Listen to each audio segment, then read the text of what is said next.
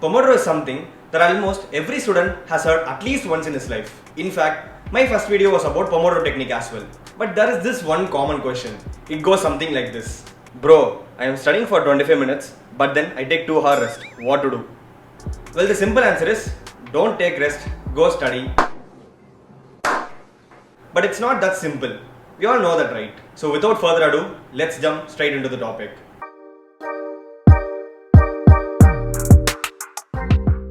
Point number 1 is, use Pomodoro as first gear.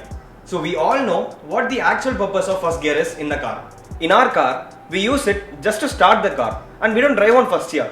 We immediately switch to second gear.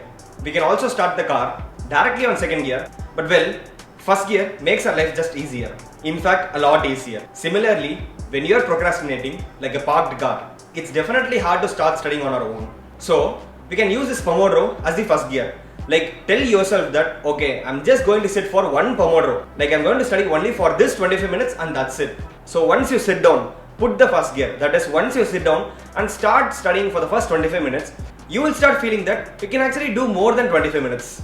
The biggest problem for productivity is procrastination. So Pomodoro technique is a very simple way to break procrastination. So just sit down, force yourself to study for the first 25 minutes and you will be good to go. There is a really nice way of using Pomodoro, and this is what I am also following. Point number 2 is, apply the variations of Pomodoro. I have talked in my previous video also about the different types of Pomodoro, but what everybody knows as Pomodoro is 25 minutes and 5 minutes block. But well, we can have different varying time intervals also. The traditional Pomodoro has 25-5, but then we can alternate it as 15 minutes study, 10 minutes rest, 2 hours study, 20 minutes rest, 4 hours study, 1 hour rest.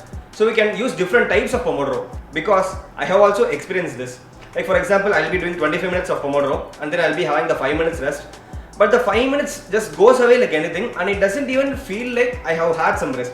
So it's like I'm literally continuously studying.